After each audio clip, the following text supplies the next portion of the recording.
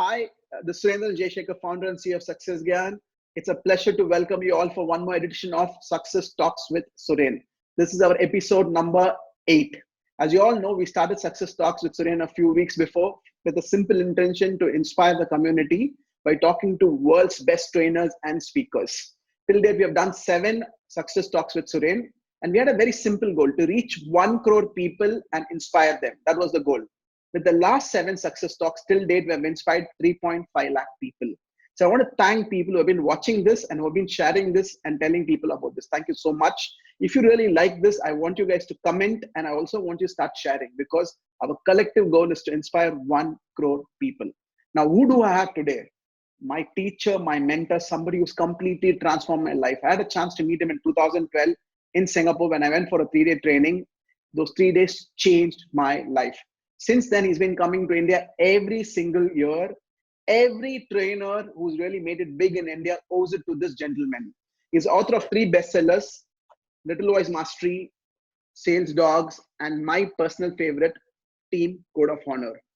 He's a rich dad advisor of Robert Kiyosaki, and I nicknamed when he first came to India as the magician, and I call him the master of masters. It's a long introduction, but he needs to be given that credit. Blair, welcome to Success Talks with Suren. Your opening remarks. Well, thank you.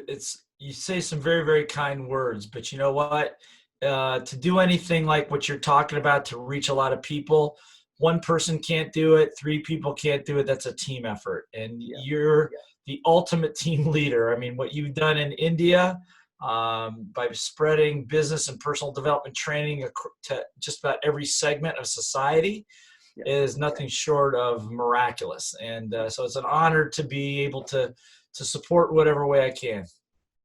Thank you so much, Blair, for taking your time and coming on this live, because today we are going through challenging times, and I believe this 1 hour is going to be complete gold. So people who are watching this, I want you guys to really start commenting here if you have a takeaway, and start sharing this. Okay, the first question, we are in challenging times. In 2012, in a 3-day training, I got a terminology called perturbation from you. That particular piece changed my life. The way I started seeing challenges was different after that. So I really want you guys to go in deep and tell people what is perturbation, and if they can really work it right, they can really make it work in this favor. These challenging times can work in their favor. Please go ahead, Blair. Well, absolutely. It's perturbation was introduced to me many years ago, one of my first personal development programs, and it comes from some work done by a fellow by the name of Ilya Prigogine many years ago. Nobody needs to remember that, but it really has to do with what we're going through right now. Is that the bottom line is things grow under pressure. Things grow under pressure, and so where most of us are running away from the pressure and trying to avoid it, the truth of it is the way nature works is the introduction of pressure creates growth, creates lots of growth. And I'll give you a few examples of that. But certainly what's going on right now with COVID-19 and all the other things and the economic collapses, all of that is, I always say that's change trying to happen. In other words, nature's trying to grow, the economy's trying to grow, people are trying to grow, and if you keep kicking the can down the road and you don't address the invitations to change, like to your health, all of a sudden you got a crisis, and now you've got to make a change. So the thing about perturbation, the key word being perturb means to upset the status quo, right? So that we're always getting invitations to do it, but we don't do it until it becomes a crisis. Now your back goes out, or your blood pressure's too high, or you're out of breath. Now you got to do something because nature is demanding that change. So it's a law of nature, and it's uncomfortable for many people. But as an entrepreneur, any entrepreneur will know that through the most difficult times come the greatest wins. So you ask yourself, well, why does that happen? If I persist long enough, usually something good happens on the other side. Most people quit somewhere in between. So let me explain how that works, right? So perturbation, if you just kind of look at, as human beings, we take energy in, pass energy out, right? Pretty simple. Air in, food in, and we exited out of our bodies, all that stuff. Until such time as we begin to get overloaded with too much energy, too much pressure, overwhelm. Oh my God, my business is upside down. We're social distancing. I don't know what to do. I can't go to work. All these things, all of a sudden pressure and overwhelm the pressure starts coming down. And it feels like you can't hold on anymore. It feels like there's too much or it's too uncomfortable. And what happens is what people will do is like, I say about three things. First thing people do is they try to block the pressure. Okay, I'm not going to go to any more personal development programs because every time they do, they mess up my head, and I need to get away. So they try to escape or block it. That doesn't work. Okay. Next thing that they'll do, they'll try to dissipate it. I'm going to just go run. I'm going to go run. I'm going to work out in the gym. I'm going to keep myself really busy and dissipate the energy that way. That unfortunately does not work either. Or the most common thing is people get distracted. They find, everybody's got, my friend Josh Lannon, one of the Rich Dad Advisors, says everybody's got an addiction, right? So, because he has a drug and treatment facility that he works with for veterans and for frontline responders. And he says everybody has an addiction. So what happens under that pressure, people go shopping, or they overeat, or they make themselves really busy doing nothing, right? So it's this need to escape the pressure. So as human beings, we don't like it.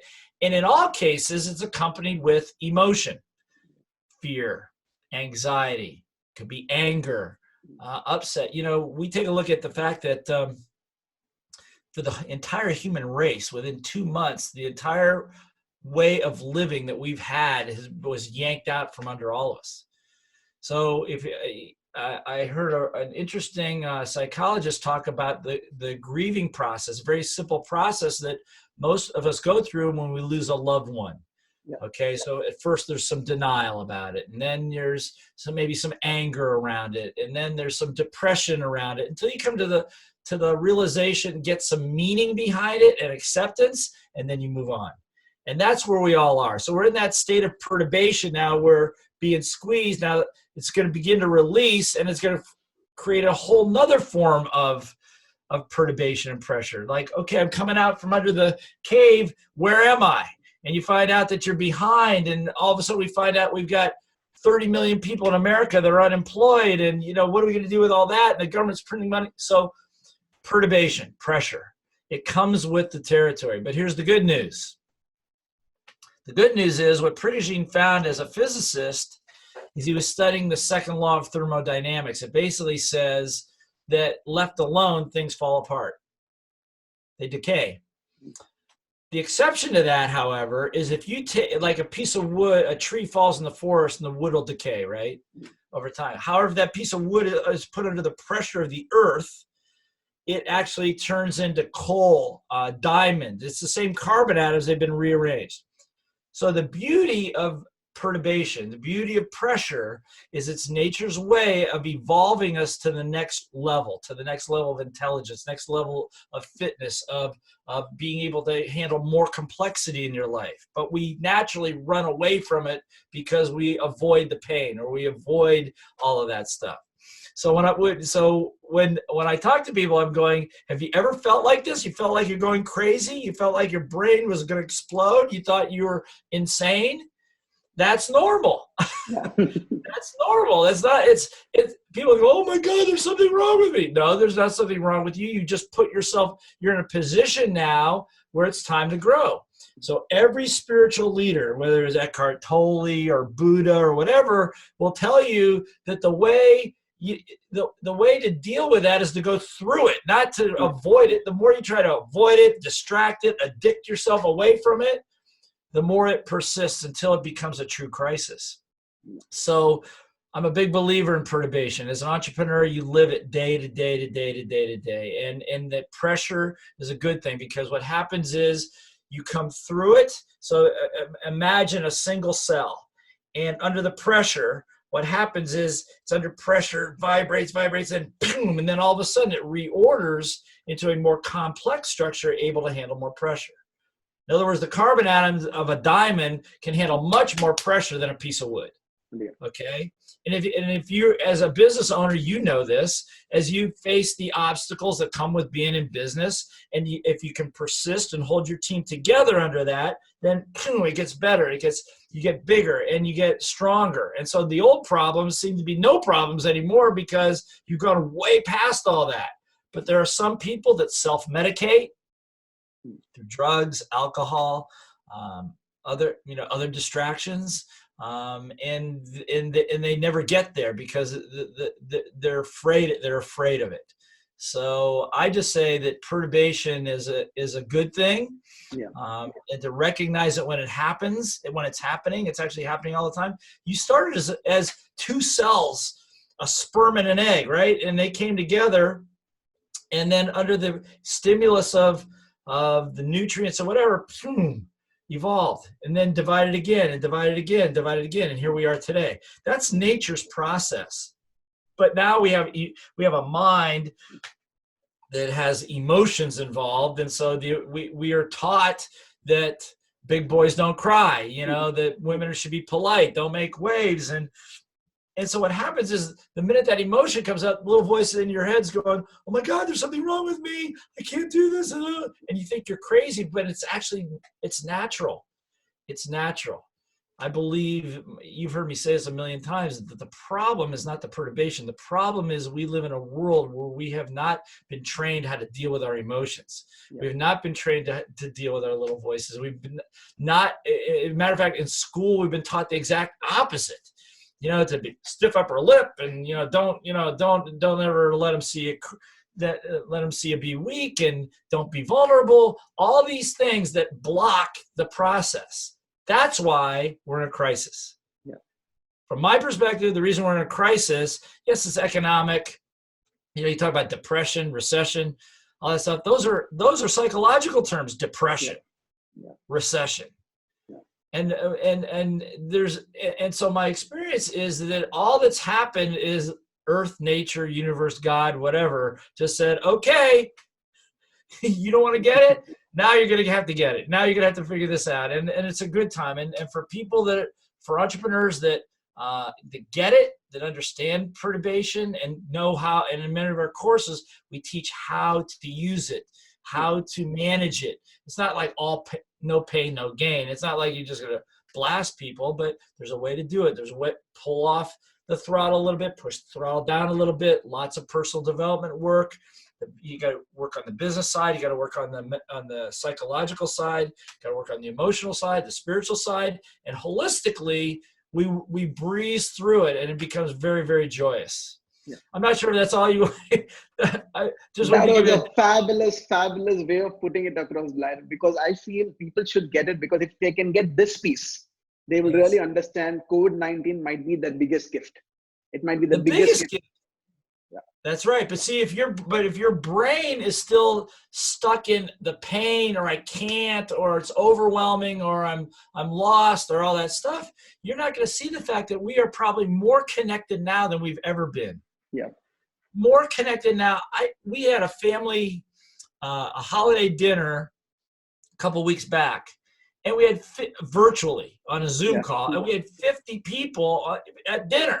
Yeah. 50 people. I saw cousins I hadn't seen in years, right? And it was good to catch up.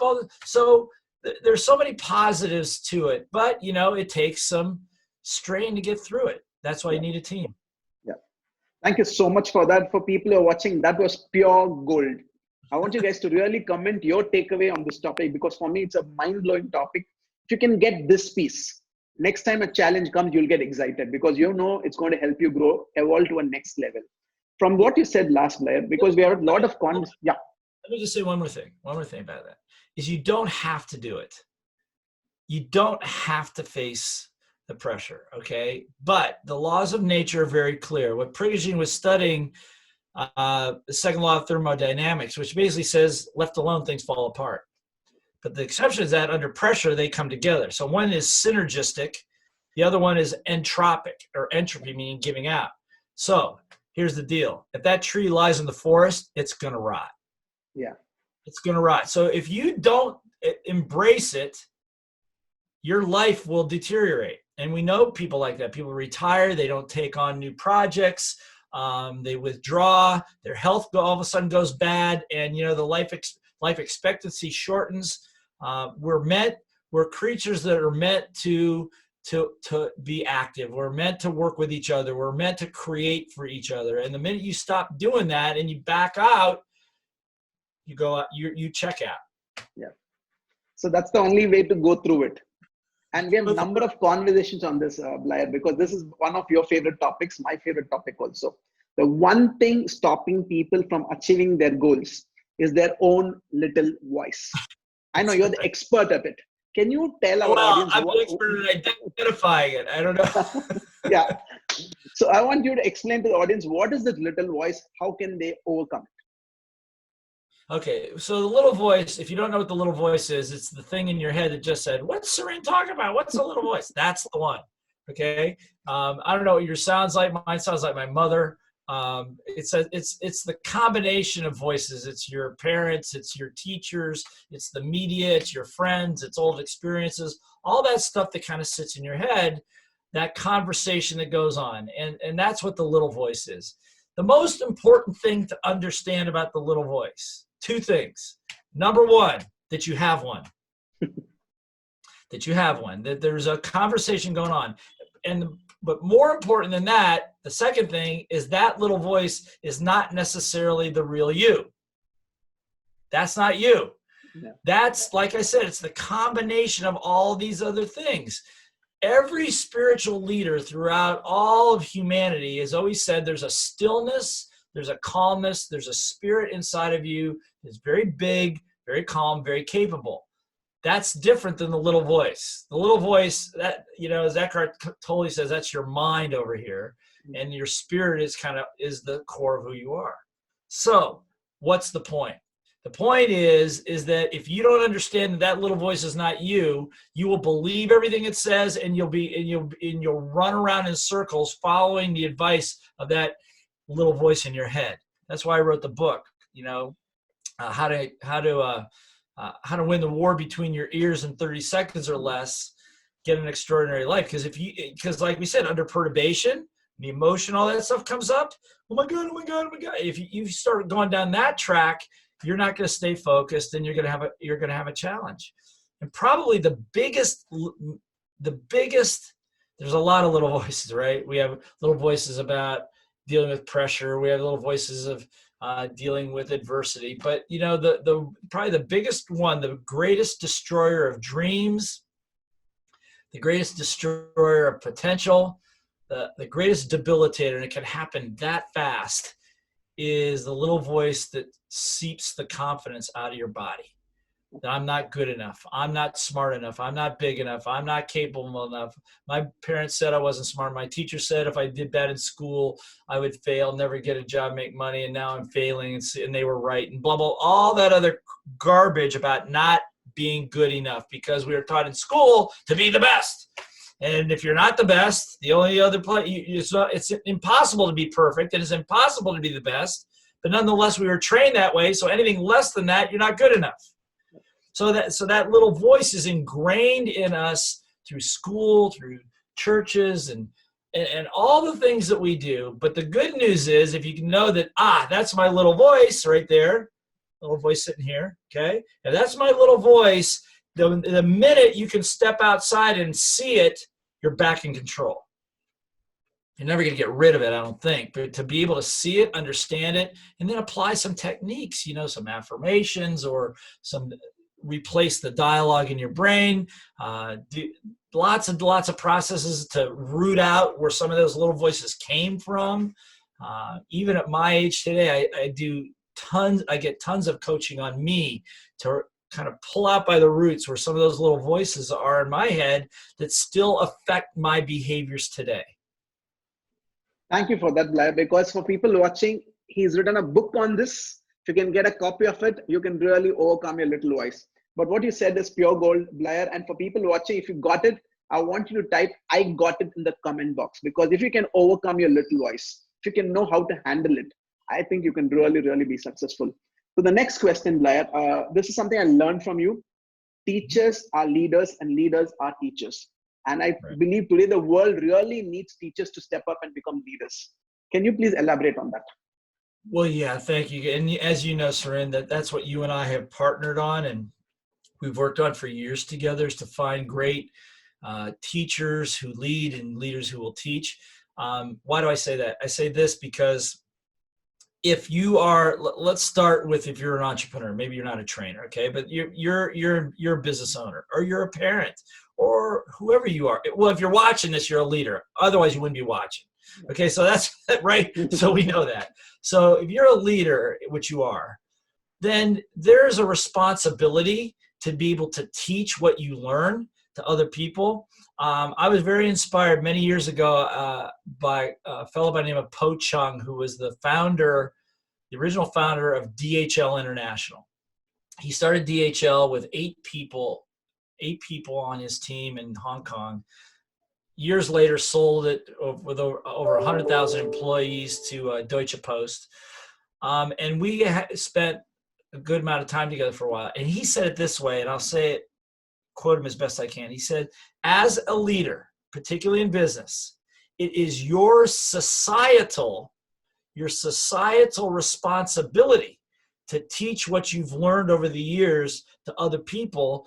And that's how we improve our society. Otherwise, we never move ahead. Everybody keep making the same mistakes again and again and again. We don't go anywhere. But as a leader, your job is to take what you've learned, the good, the bad, and the ugly, whatever it is, and teach it to the next generation so they have an advantage moving forward. Then our society moves forward. The standard of living for everybody gets better.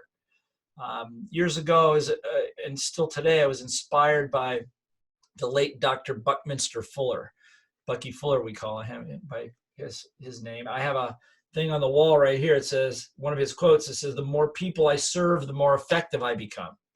The more people I serve, the more effective I become. And that's been my operating principle. And as a leader, that's your job. So another person you may have heard of, Michael Gerber, great author. He wrote The E-Myth. In one of his recent books, he says, business is like a school, because every day you're getting lessons every day, lessons every day, lessons every day. And I agree with that. So my perspective on that, if business is a school, who's the teacher? Yeah. And that's you. That's you. Because somehow or other, you got elected or put into a position, or because you have a certain skill or a certain ability to communicate, you're a leader. Now, if you want to really build a great team, you got to teach them. Teach them what? Teach them how to be on a team. Teach them how to sell. Teach them how to manage their little voices. Teach them how to cooperate. Why do you need to teach them that?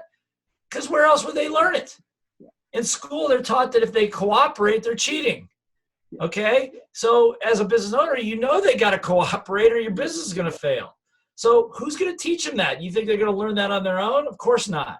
So that's just one example, but all the lessons and over the 25 years we've worked with organizations all over the world, small solopreneurs up to Fortune 50 companies, every time we have instilled that idea of the leaders must learn to teach, and we teach them how to teach, exponential growth in sales, in income, team development, market share. So that's a big piece. Now the flip side is that teachers, some people that are teachers, must also be leader. You are a leader by default. The minute you start to teach somebody, you're now leading somebody someplace. Yeah. And most people, and most trainers, and I know we've had this frustration. Yeah. Most trainers, it's about energy and it's about making it fun, and here's some really good data. But that's good. Those are nice tools. But that's not the point. I was very blessed a couple of months ago, last year, to visit a Buddhist temple, one of the largest in the world in Thailand. And the abbot monk was just an amazing human being, and he wrote a book called Train the Trainers, actually.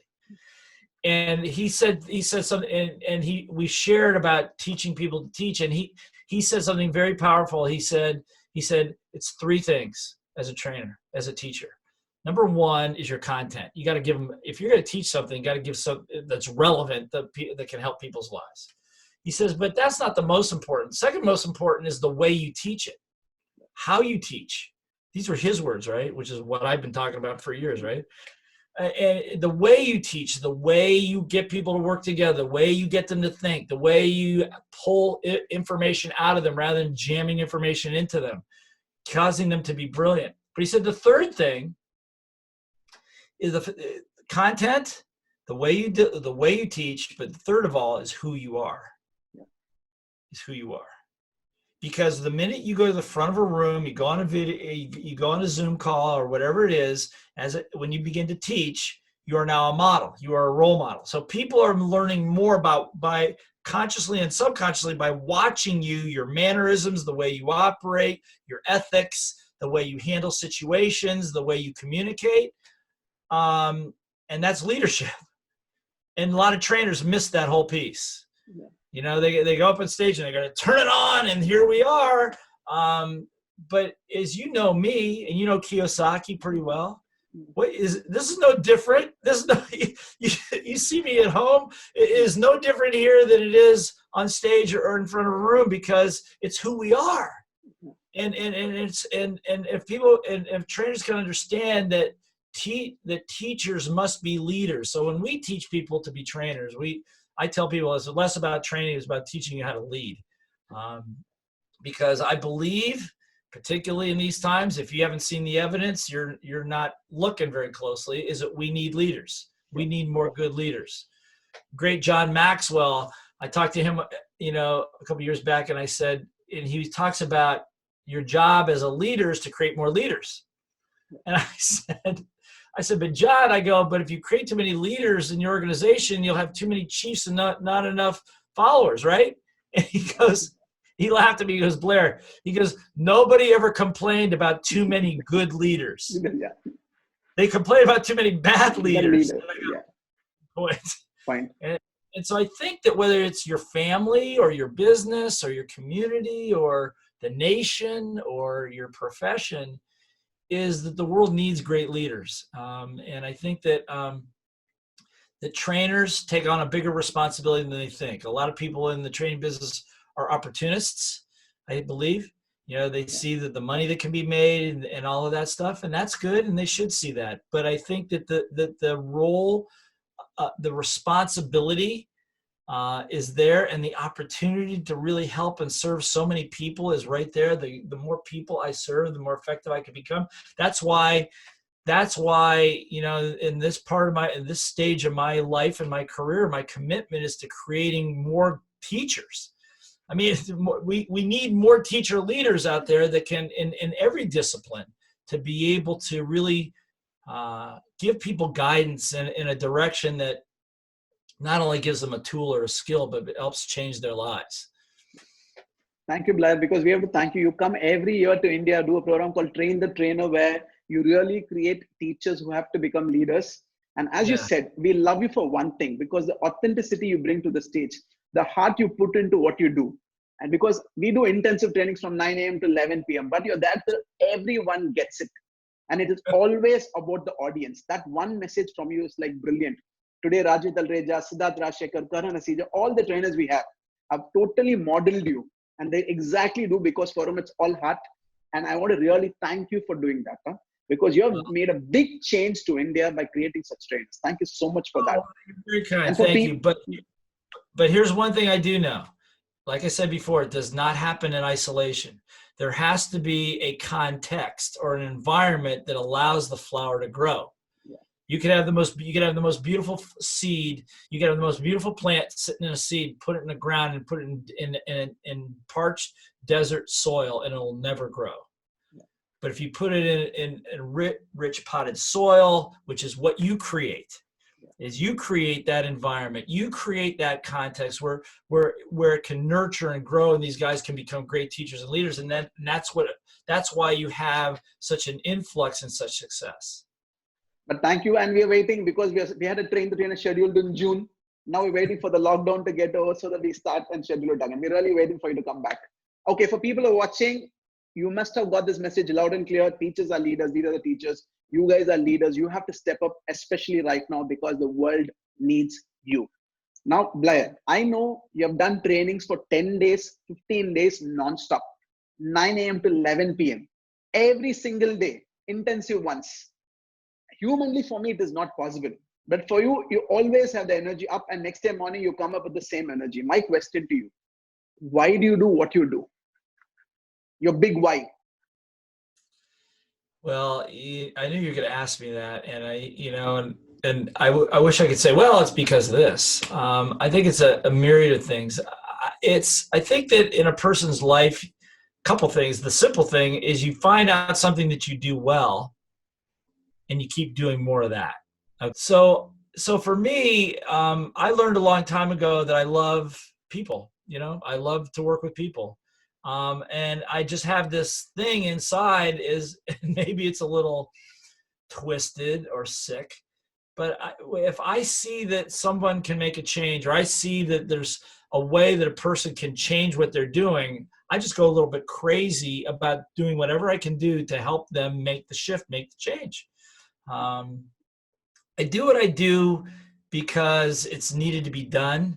One of the things that happened with when I studied Bucky Fuller back in the early 1980s, Fuller put something out to the world. He says, we're all like honeybees, right? The honeybee goes out to get nectar to make honey because they need it for food and shelter. But what happens is, as a ripple effect, or what we call a precessional effect, or ripple effect, is they cross-pollinate. And so what happens is, because they do that, we have plant growth on planet Earth. We have oxygen levels that allow us to sustain. If the bees stopped doing it, then, we would all die because there would be no life on planet Earth.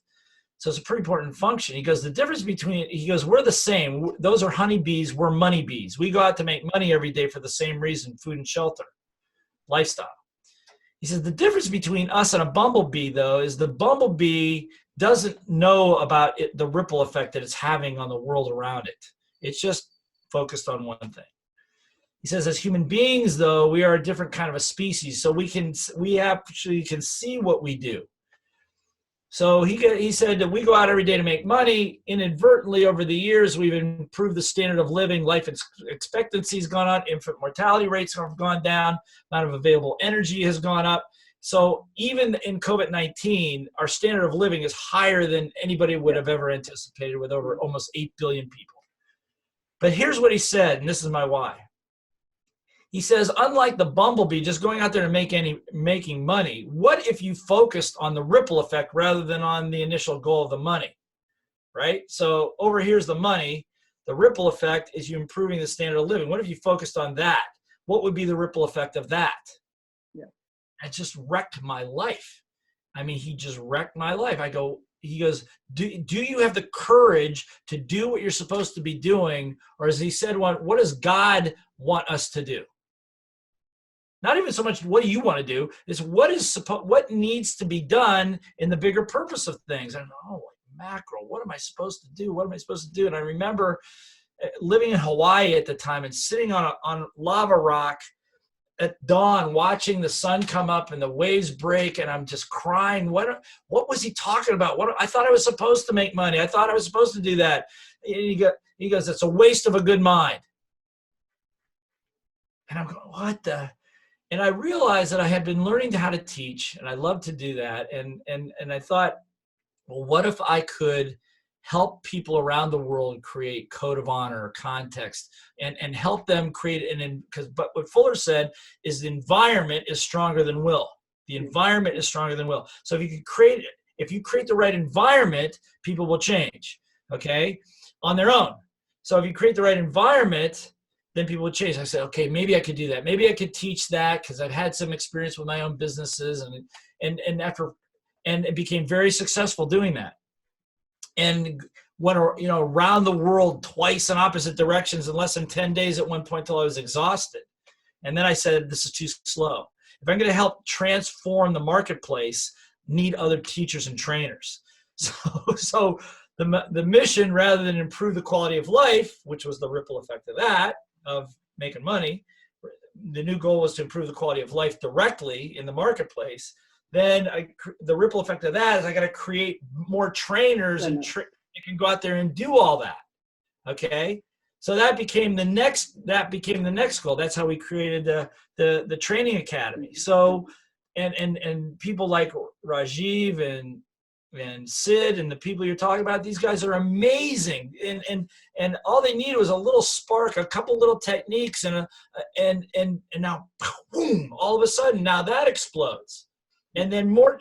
So for me, I just see it as that the world is in a state of emergency.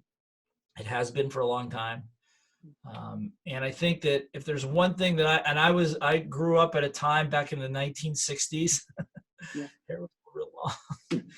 And where I saw people on a 2-station television set on black and white, grainy television. I saw John F. Kennedy. I saw Martin Luther King. I saw Gandhi. I saw people like this. And John Kennedy said in one of his speeches, he said, "Ask not what your country can do for you, ask what you can do for your country." Yeah. And in that same speech, he says, "Ask not what the world can do for you, what can you do for the world?" Yeah. And so I was one of those people that was led to believe that a person could make a difference. Yeah. And that really one person, what could one person do? Could a person really make a difference in the world? And it just, I was hooked. And so to say why, it just feels like it's just part of my DNA. I can give you lots of other reasons, but that's the story. And I think that if anybody's listening to this and it resonates with them, I draw that picture of a bumblebee at almost every program that I do. And I can tell you that every single one of the trainers that are part of BSTA or, that have been certified, and there's almost 500 of them now around the world, in over 15 countries, is that every single one of them is there because of that flip chart. Every single one of them is there because of that bumblebee, not because of the money, not because of the acknowledgments, not because of the fame and the fortune, which many of them have, is because of that bumblebee. And so I believe that in a person's heart of hearts, if you have this thought that there's a bigger game for you, if you have this thought that you could see that you could make a difference in a lot of people's lives, that's the DNA of a great teacher. Yeah. Not everybody has it. But I think the people that do. And so it's very tiring. And I thought that, we're now locked down in quarantine, take it easy. No, I'm working twice as hard. Zoom calls, virtual trainings, all this kind of stuff. But I'm saying, and I'm happy to do it. It's just that I think that we're in an unprecedented time right now. Yeah. And as Charles Dickens said in The Tale of Two Cities, it was the best of times and it was the worst of times. Yeah. And as Eckhart Tolle would say, it's all based on your perception. It's the same set of events. It's just the way you're looking at it. And if you're a teacher, leader, trainer, and you're motivated by watching other people grow, and you truly like helping other people, it'll get you up in the morning. It'll get you up in the morning because because all those students, all those people become part of your team. Yeah. Thank you for that, Vlad, because this is something which I'm not shared to you also. 2012 is when we started Success Gyan, and I met you in May 2012 in Singapore for a 3-day training. The first event, we lost a lot of money. So I came to the event and you drew this bumblebee and told the story. And it hit me straight away that I know that I'm doing a business which is going to create great impact in the country. I know people need this information, and my mission was to bring world's best education at affordable prices. And I said, let's me focus on my mission rather than the money which I lose. So the first 3 years, we lost a lot of money, but my focus was transforming lives. Thanks to you, because I got it right. I focused on my ripple effect. Then we obviously turned around, then we made profitable and so on. So I really need to thank you here, because I've never done this to you personally.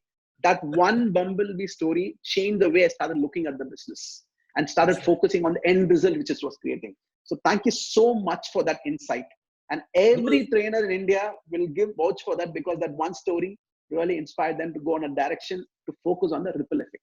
Thank you so much for that. Thank you really so much for that. You're welcome. And I'll tell you this, it takes courage to do that. It takes courage, because it's very easy just to say, no, it's too big. No, I can't do it. No, I need the money, all that other stuff. But I remember Fuller saying, and I watched it on a video. I didn't see him live. I saw him in a video, and he said, and he's got these big, thick glasses, and he talks in a kind of gruff voice. He goes, do you have the courage That's what you say. Do you have the courage to act in a way that serves your fellow man, or are you too self-centered that you have to do it all for yourself? He says, do you have the courage to operate from truth and integrity as opposed to being self-serving? And so he got to me. He was a great leader. He was not a motivational speaker. He was none of those things, but he just rewired my brain. So I'm glad. Through you, his message is still coming to the world. And we really need to thank him for that. Okay, you've written a book on this. This is my next question. And of all the books you've written, I love this Code of Honor. Can you please elaborate what is Code of Honor? Why is it important for professional also, personal life also? Okay. Yeah, it's critical. As a matter of fact, if you look at any great team in athletics and sports, if you look at any great business, great country, great religion, they have many things in common. But one of the most common things through all the thousands of years of tribal leadership and everything is they have a core set of rules that hold them together. You know, in Judeo-Christian religion, it's called the 10 Commandments, for example. So there are 10 rules. You know, every religion, Hinduism, Islam, Buddhism, all have their tenet of core rules and guidelines that hold that tribe, that hold that group together, right? So I had a mentor many years ago said, and gave it the name, or I heard the name Code of Honor. It's a code of honor. It's a code, meaning it's specially designed for a certain group, and it's honor, which means honor and exchange, right? So it's called a code of honor. And so I learned a long time ago that great organizations have a code of honor. So in the old days, we used to call it, my teacher that taught it to me, Marshall Thurber, called it rules of the game. We call it code of honor. And basically what it is a set of rules based on the values that you hold for yourself, your family, or your business, and the rules that then support that and enforce that. So for example, our code of honor, teamwork is a very big issue, very big deal. And so we have rules like, excuse me, never abandon a teammate in need. Never abandon a teammate in need. Mission comes first, team second, individual third. Those are our priorities. Okay, so, and again, that's not for everybody because different religions, different teams, different functions require different sets of rules. Yeah. If you're fighting on the front line in the armed forces, you got to have a slightly different set of rules than if you're trying to build a chiropractic practice. Okay, so the rules are going to be different, maybe, but it's going to be based upon your values, what your values are. So that's what a code of honor is, and it's part of the framework or the context or the environment. The two things that hold the environment together, hold the culture of anything together, is the mission. You know, what are you doing, and why are you doing that? And number two, the values and the rules. And the values and rules go together. So that's why I wrote the book Code of Honor, because I will tell you that every single person, group, business that I've worked with over the years, as I mentioned, one of the first things that we do is we establish the code, because it's already there, but most people take it for granted. And the reason you need to articulate it is because in the absence of rules, people make up their own rules. And they're not bad rules. It's just that yours and mine might be different. And sometimes when things are good, you don't see it. When things get tough in the perturbation, when the pressure's up and the emotion goes up, and when emotion's up, intelligence goes down, you need to have a set of rules that we fall back on so that our behavior doesn't go crazy. Okay? Some people become criminals under pressure. And, you know, under normal circumstances, they're great people, but when their emotion gets the best of them, they may resort to stealing or cheating or lying and things like that. And you want to make sure you have a set of rules that they agreed to. It says be honest, you know, and 100% disclosure, whatever it is. And if somebody begins to break a rule, then it becomes the onus of responsibility on the other team members to call them on it. Otherwise, it's useless to have. It's useless to have. If you or I, as the boss or the leader of our organization, have to be the person calling out all the infractions, that's not a team. Yeah. That's a group of employees working for you that are waiting, they're waiting for authority. But that's not a great team. If you've ever played sports, you know that if you're not pulling your weight out on the pitch or out on the field, you don't have to wait for the coach to get on your case. Your teammates will get on your case pretty quickly. And that's a good team. So I believe that code of honor is the core of human cooperation. It's the core of creating anything that's bigger than yourself, which is the dream of every entrepreneur, hopefully. Yep. I think it's the core. If you're a trainer, it's critical if you bring people into a room to have a set of rules that hold them together, that are value driven, and get people to agree to them. I tell people all the time, my wife and I have a code of honor. I have a code of honor for myself. I've been posting a lot of videos, and people say, well, I want to see your code of honor. So I just give them my code of honor. Here's mine. It's like, I'll share it with anybody. But I think that my wife and I have been married for over 33 years, and my relationships before that were like a bad soap opera, man. It was hilarious to my friends, thought it was comical. For me, I was heartbroken half the time. And so when we got together, I sat down with her and I said, look, let me ask you a few hypothetical questions before we engage in this relationship. She goes, are you proposing to me? I go, no. Right. And we did. I said, so what would happen if this, and what about that? And how do you feel about this? And what are your values? And so we spent weeks, maybe months, discussing those things. And so that we were on the same page when we finally decided to get married. We have a couple of set rules, like never go to bed in the middle of an argument. And if an upset lasts longer than a couple of hours or a couple of hours, well, sometimes a couple of days if I'm traveling, we call timeout and seek outside coaching, because I know if I have an upset with her that goes on for more than that period of time, has nothing to do with her. It has to do with my little voice that got triggered. And so I know that it's not her. And that rule is the reason we've been married 33 years. Okay. Because I have a tendency to be volatile. I'm somewhat emotional. I'm very passionate about things.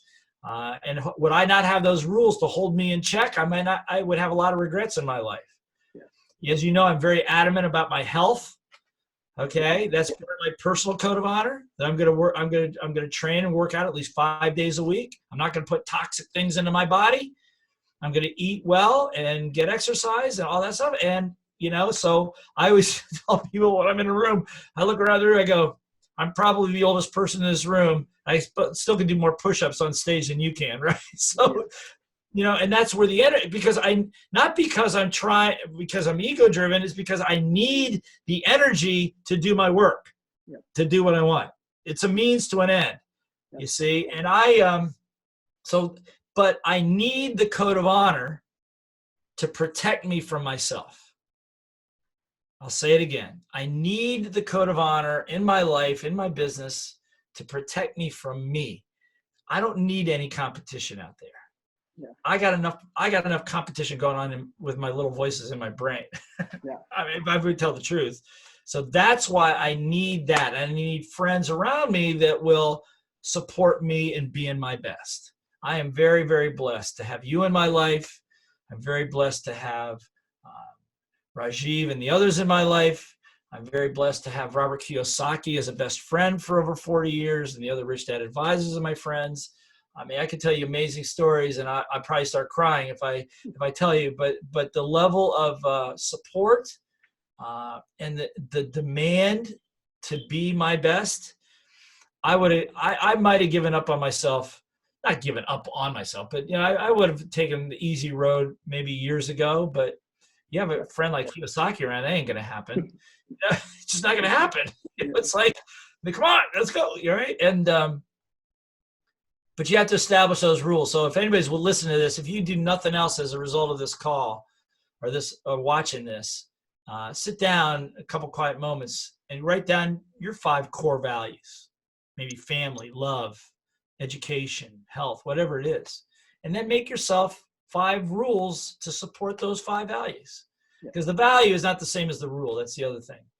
I was doing a talk the other day, and people say, aren't the values the same? I go, no. You could say something like, I could tell my 24-year-old to drive safely. Okay. And he goes down the road, he gets a ticket for going 120 miles an hour. Okay. And he says, I was driving safely. He goes, I was in total control of the car. I was totally safe. But the rule is you don't go more than 70 miles an hour. So the rule supports, because the value is subject to interpretation, but the rule is not. So that's why you have to have the rules to support the values. Thank you, Blair, because I believe this is a very, very important for people who are watching. I want you guys to type code of honor in the comment box so that you subconsciously program that when you go back home, or if you're at home, you put a set of rules for your work, for your home with your wife, and start following. And I'm telling you, this one piece alone will completely change your life. Before we go to rapid fire, Blair, I have one more question. I know every year you climb Mount Kilimanjaro, and every year you take a set of people with you and do this as a program itself. Can you explain why do you do it and what are the life lessons people get? Well, yeah, I mean, why? Well, the reason I went the first time is because I wanted to do something with my son. He was 16 years old at the time, and we decided we wanted to do a community service project together. And I heard about this group here out of Arizona who work with an orphanage in Tanzania, Africa. And you work there in the orphanage, do some great community service work. And then on the backside of that, after 2 days of that, you spend 7 days climbing Kilimanjaro. So that's why we went. We actually went to go to community service, and we started the climb. And unfortunately, on day one was fine. On day 2, the night of day 1, at about 10,000 feet, my son, in the middle of the night, got violently ill, violently sick. I mean, vomiting uncontrollably, something he ate, combination with altitude. I mean, I've never seen anybody that sick. We tried to keep going the next day. He just couldn't make it, and we had to turn around. As a matter of fact, this is an example of code of honor. I'll get real quickly. We got to a place right above we had just come out of the rainforest. We're about 11,000 feet above the cloud line, and we had taken a break, and he was lagging so far behind, and he finally catches up. He was so sick he would ingest water, and within 30 seconds he would vomit out. And he's standing there. I go, Ben, can you make it? He goes, Dad, I just want to go home. And so I was faced with a decision. Okay, there's the mountain peak. We came here to climb it. Here's my son that's sick. Now that we can take him back down and find a clinic for him, they can take him down, a porter will take him down. I can finish the climb. I'm going, so what do I do? By the way, it wasn't a long decision, but it was a decision. And because I'm all about achieving and accomplishing your goals and finish what you start, right? But the thought of sending my 16-year-old down into a third world country where nobody spoke the language, being that ill, not knowing what's going on, was also unacceptable. And so I'm standing there looking over the cloud line. What do I do? Do I send him down? Do I take him down? And my little voice, this is code of honor right here. My little voice goes, Blair, you wrote a book about this, you idiot. What? You wrote a book about this, idiot. You idiot. It's called Code of Honor. I go, oh, right. Start together, finish together, never abandon a teammate in need. Okay, I got it. I took him down. Okay, with the porter.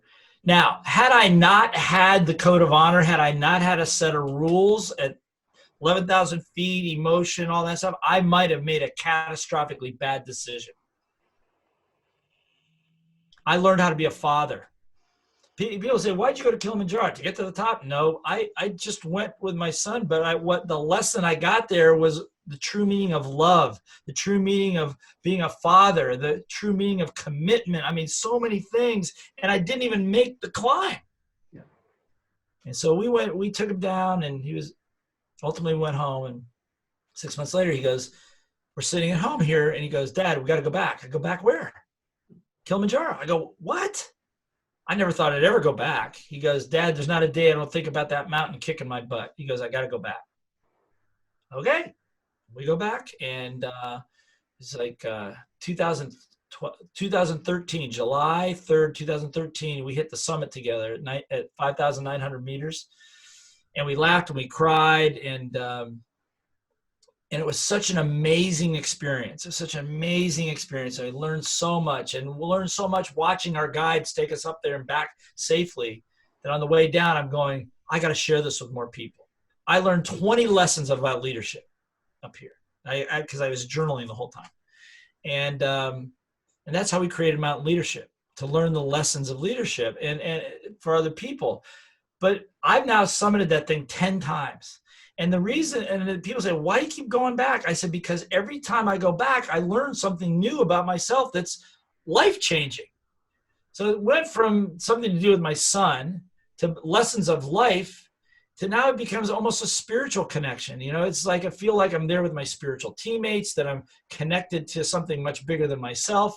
And every single person that we take up there and we debrief and we talk about it, has the same experience and the same experience. So we have a lot of people that come back more than one time because of that connection. And I think that there's a level of connection with the planet, with the universe, with yourself, with your spirit, all that stuff. And in the day-to-day living, it's hard to make that connection sometimes.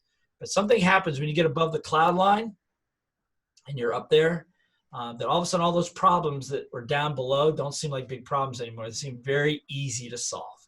And so, and when you come back, they are very easy to solve. And I don't give a lot of guarantees, but the one guarantee I do tell people is that when you come off that mountain, you will experience and embody the best and biggest version of yourself that you've ever experienced, because it's really hard work. It's really difficult. There's a lot of preparation, but it's amazing. And we brought everybody up there. The average person that goes to Kilimanjaro over a course of a year, only 40% make it to the summit. And with us, we have about 96%. 96. And everybody goes up there safe and comes back safe, and the lessons of all that are amazing. But it's an amazing connection. It's an amazing connection. And I do that.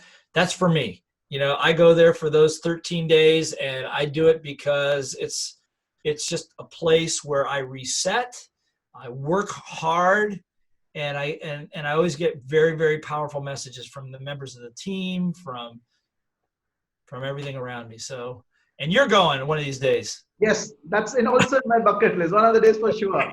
That's right. We got to get an Indian team up there. Yeah. For you guys watching, this is my message. If you want to be part of Mountain Leadership, or you want to be part of BSTA, Blair Singers Training Academy, I want you to send a mail to info@successgyan.com so that we can connect you to the person in Blair's team who can give you that information. If you're really interested in Mountain Leadership, I want you guys to send that email to me, info@successgyan.com. So Blair, we're going to dive into the rapid fire. Are you ready? All right. Okay. Okay. Your first question, your favorite destination of all the places you've traveled, your favorite destination? Okay. Well, that used to be home. Because I was traveling so much. It used to be just coming home, just to be home, backyard, the whole thing. But now I've been stuck here for 2.5 months, not being able to get out.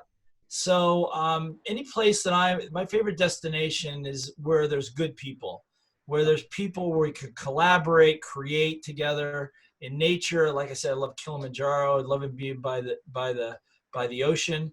But my favorite destination is usually where there's great people. One person who is your biggest inspiration?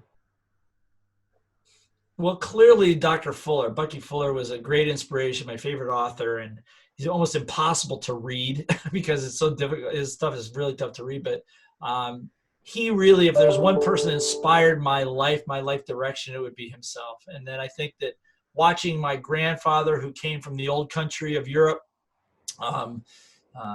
escaped persecution over there, as a matter of fact, and started up and became a a solopreneur, but accumulated real estate and accumulated property, and did create generational wealth for our family. He's also a great role model for me. Okay. Of all the books you read, your favorite book? Critical Path.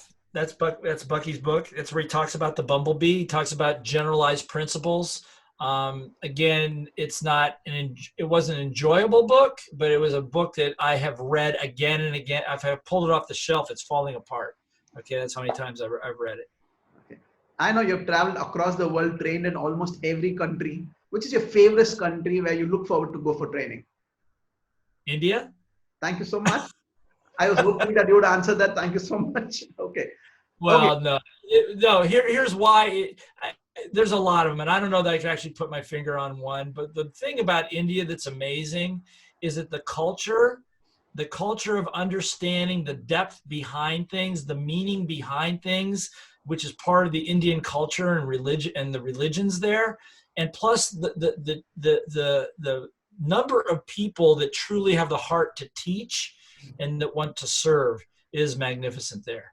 I find that all around the world. But working with you, if I were to look, I've worked with hundreds of promoters over the years, hundreds, maybe thousands over the years. And I can tell you that I can count on 3 fingers the good ones. And you're in that, you're one of the 3. And I'm telling you, and that's what makes it great to go to India.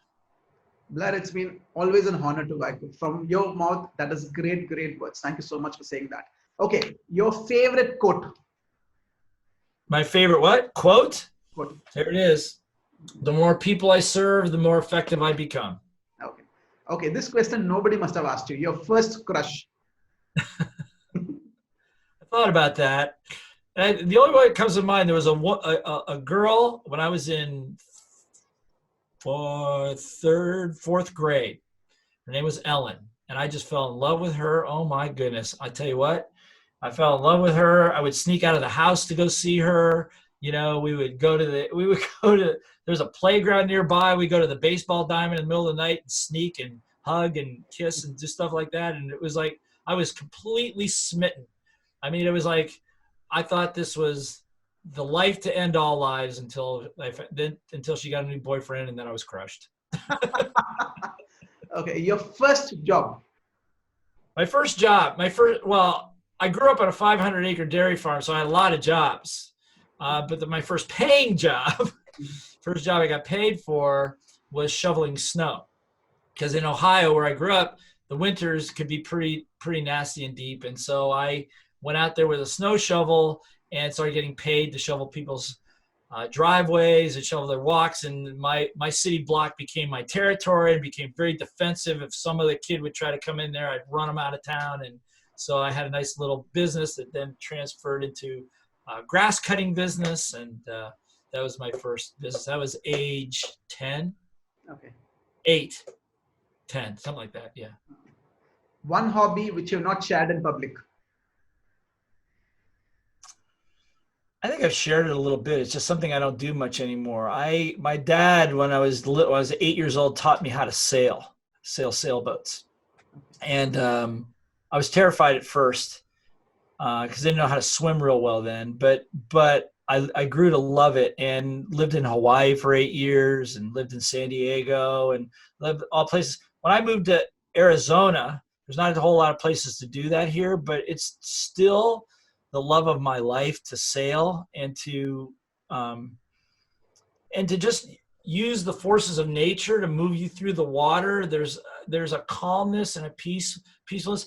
I was up in with Ken McElroy, one of the Rich Dad advisors, and we were up at he has a lake house up in Idaho, and we went out on the water, and he looked, and I was driving the boat, and he goes, "Wow," he goes, "I've never seen this side of you." I go, "What are you talking about?" He goes, it's as if a whole layer of you just peeled off, and you just became this amazing person the minute you got on the water. And so, yeah, that's my true love. I'm hopefully getting back to that sometimes. If not a trainer, what would you have become? Well, I think when I was younger, I had this vision. I always wanted to be an entrepreneur. I always wanted to have my own business. I never thought about starting my own business. I always thought that I would become the director, owner, equity partner in an entrepreneurial startup that we would grow to be a global entity and all that stuff. That was always my vision. That's kind of how I trained myself. And then I found out that it was much harder to find those than it was to just create one. So I'd probably be working. And it doesn't even matter what it was, but I probably would have been doing probably some high tech company where I'd be driving the CEO and the marketing aspect of that. Okay. Your last rapid fire. How do you want the world to remember you? Well, I always thought about this. I thought about this since you gave me the question, and that is that on my tombstone, probably the greatest honor would be taught the world to teach. Taught the world to teach. Because I truly believe that that education is what makes humans human. It's what moves us ahead as a human race, as a species. And I think that over the last, probably the last 100, 200 years, it's been so abused, so misunderstood that if I were to do one thing, if I were to be able to do one thing, is to be able to transform the way leaders teach, the way teachers lead, and create great teachers and leaders. And if that can happen, then everything that we've done here lasts, is generational. And I think that one of the goals of every entrepreneur is to create an entrepreneurial legacy of some sort.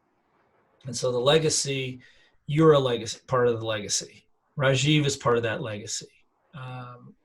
And the many other trainers that we work with, and all the other people that really have the heart to really change people's lives, to be remembered is teaching the world to teach. I'm sure, Blair, because the ripple effect of what you're already creating is happening in India, because we can see the change. Hundreds of trainings coming out, really impacting people with the right heart, right integrity, right value system. And we know for sure this is going to get bigger and better as we create more trainers and leaders. Thank you so much for doing that.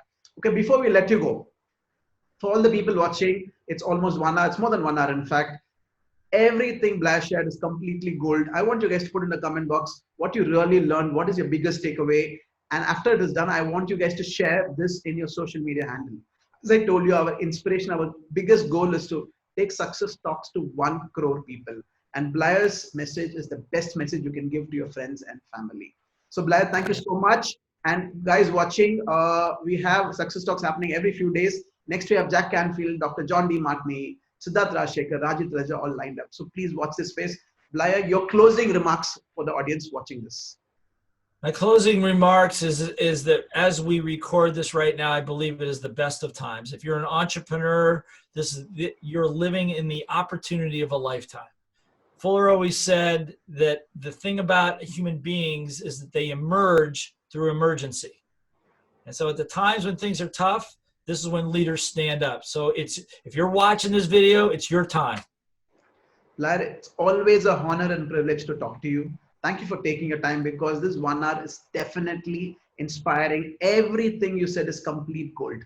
Thank you for taking your time. Thank you guys for watching. Blair, have a lovely day. We wish you the best of health, wealth, and happiness. And I want to see you in India very soon for Train the Trainer. Really looking forward. All right, man. I'm looking forward to it.